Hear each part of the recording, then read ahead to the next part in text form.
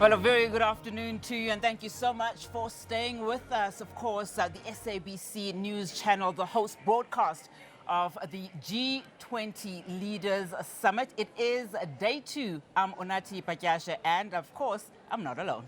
A very good afternoon to you. My name is Bonge Wazwane. As we track the developments on day 2 of the Leaders Summit, there is a lot to talk about. You think about the program, Unati, in front of us. We're still waiting for the address. We're still waiting to know exactly when the president is going to be addressing. Yeah, there's so many things happening actually in the next 2 hours. And I think let's just run through what's going to be happening before we introduce our guests right here in studio. So it is a number of sessions taking place. There is a closed session currently underway titled A Fair and Just Future for All Critical Minerals, a Decent Work, Artificial Intelligence. Bongiwe, in fact, you had a very, very interesting conversation around critical minerals. Maybe it's time that we introduce our guests in the studio with us today. And of course, Ranesh, Sophie are with us, no stranger to the SABC viewers. And certainly, as we continue then to monitor the developments, right, a lot of focus, Unati, on the declaration by the leaders. But when we speak about the wording of the declaration, right,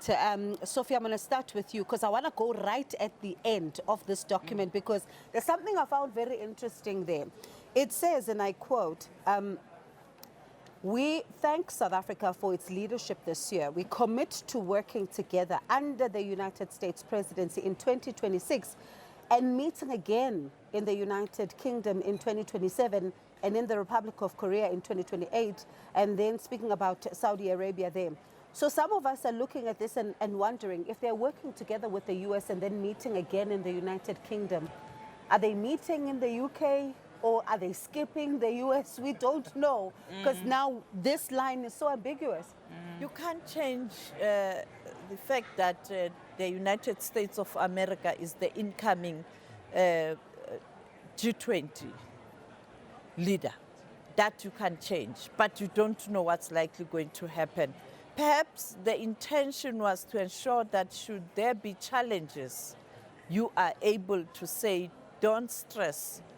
There will be continuity. United Kingdom is going to take over, followed by Korea. So continuity will be there. You may have challenges next year with the US after we saw what happened, but I think work will proceed as inside there. We saw the visuals earlier on of the former President of Nigeria, Olusegun Obasanjo. He is presenting inside there. He is focusing his presentation on behalf of the guardian elder of Accra Reset. In other words, reset the negotiations as it relates to development on the continent, particularly focusing on the debt issue and debt cancellation. So for these issues to gain traction, you may have challenges next year, with the US being very clear that they are going to ensure that you narrow the agenda of the G20 is too broad, something that former Minister Trevor Manuel touched on when I was talking to him about the Africa report, including other people. The agenda and the mandate is too broad. Try and ensure that you refocus the G20. That also speaks to a report that was presented there in the plenary behind closed doors by the team that was appointed to look at the G20 at 20. After 20 years, how do you review? And main recommendation is that the agenda at times gets too broad.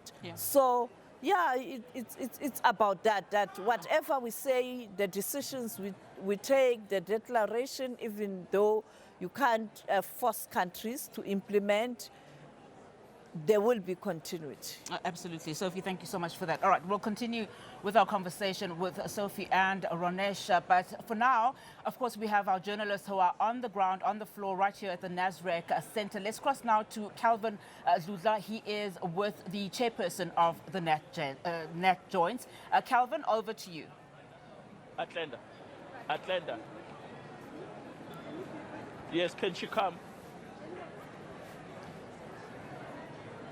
Good afternoon to you, Unati, and to our SABC viewers at home. Yes, indeed, we are still here at the NASREC. You would remember that police officers deployed more than 3,000 police officers just to make sure that this event do not have hiccups. But you would know that yesterday there was a protest that was taking place not far from where we are.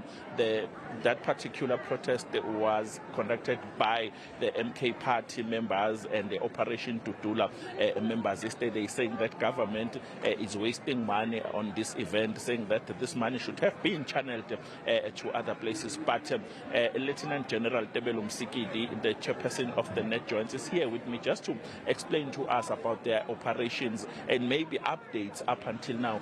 Thank you very much for your patience, Lieutenant General. Yesterday, 2 people were arrested, NASREC, for protesting. They were protesting and they were arrested, and police had to use stun grenades to disperse the crowd. On any update on that?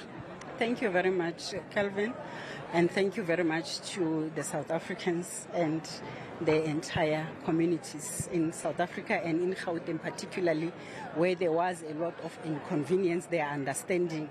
And thank you very much to the marchers or protesters that have adhered to the rule of law. I think they had a successful marches that were adequately policed and they were saved. The incident that you are just highlighting is one of those that we have been warning that there are rules in this country. There are rules in terms of the Act, Riot Act. There are rules or National Instability Act, as well as the SASRIA Act. We had to implement what we have planned in terms of making sure that we all remain within the confines of the law, which has been a plea with the planning that can we adhere to the rule of law. That is what was implemented, hence the 2 people were arrested and the use of the stun grenade to make sure that we disperse the crowd. It was necessary, it has to be implemented in that way. Okay, let's talk about this event now. Here, a 2-day event, a big event, a huge one, a global event. Law enforcers are everywhere. Are you happy, or do you have any concerns about your operations? There are no concerns, Calvin, and so far so good. And again, let me thank the officers and all the operatives from all law enforcement agencies, including other departments that are working behind the scenes to make sure that as safety and security cluster, we implement our plan, hard planned, meticulous plan as is. There are no concerns. I must say, in the NASREC area or the event itself, there are no incidents. I think even yourself, you have felt that there is the safety and security that is happening. And it did not only happen within this area, because we do have the country to safeguard. Operation Chanela continued. And I think one of the questions that came was that we have taken all the law enforcers that we have put here in NASREC. That is not correct. We continued with Operation Chanela, the planned operations in terms of our focused, heightened visibility continued. The Safer City plan was implemented. So the life goes on, but we focus on the deployment that we had at the area, the deployment that we have on route, the deployment that we have at our identified airports, as well as the hotels. That was taken care of without any incidents. The few cases that we have, I think so far there are very few cases. There was a case of theft, and the 5 people were arrested late after the last meeting that we had an update last night. We did confirm with Gauteng that there were people that were arrested. There was another arrest of a person who was trying to hijack. Unfortunately for him, he hijacked the officers, and he was also arrested after the engagement with the police. So I must say, in general, in terms of the safety and security plan that we have put in place, it was implemented and people adhered to what they were requested to do.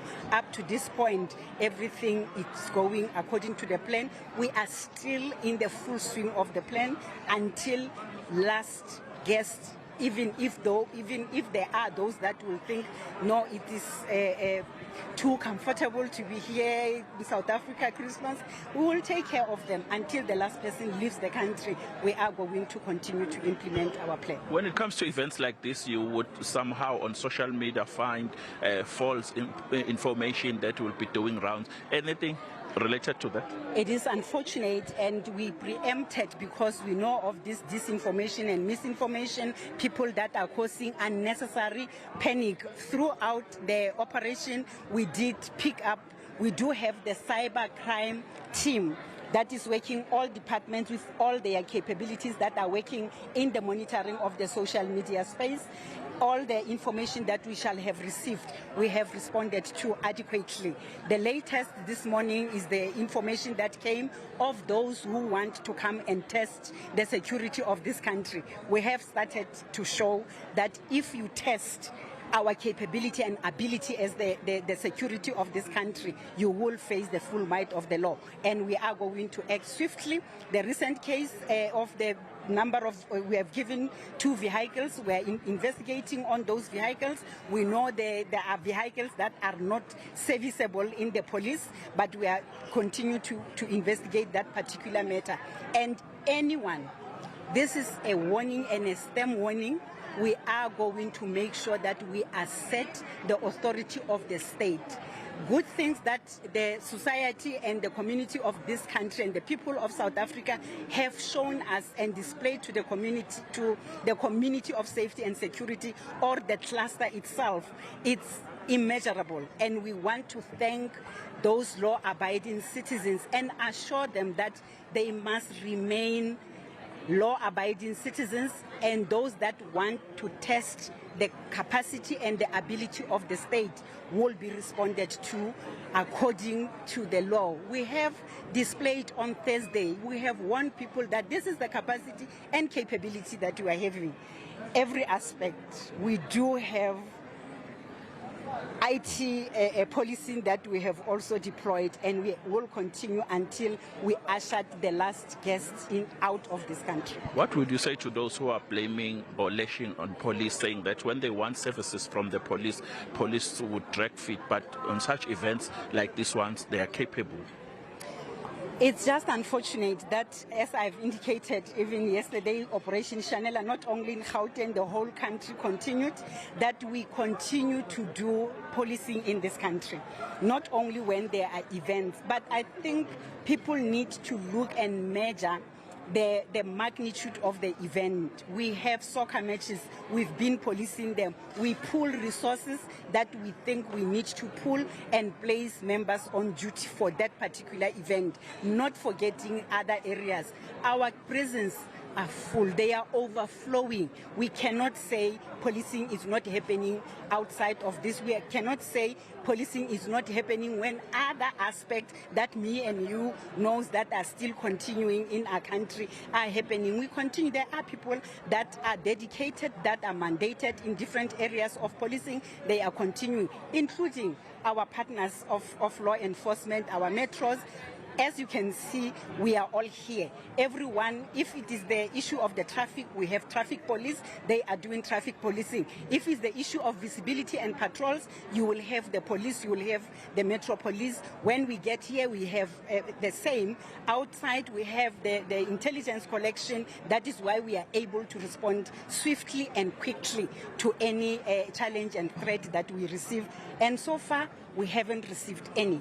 Discrediting the law enforcement of this country or safety and security, it has proven with all these major events that we had. I think in Africa, this is the first G20 that we have. And as South Africans and Africans in the region, we need to pride ourselves that until this point, this is the capacity that the police is having. Before I wrap, quickly tell me, are you planning to have a media briefing to address the nation, maybe to brief the media on this event, maybe during the week, so that we can plan? We will plan. Thank you very much. We will plan and thank you very much. That was Lieutenant Mosikili, who is the chairperson of NATJOINTS, engaging with SABC News about their operations. Back to you in studio, Unati. All right, thank you so much, Kelvin Zudla, right here at the Nasrec Center. On the floor, speaking there, very important conversation with the chairperson of NATJOINTS, Lieutenant Tebello Mosikili.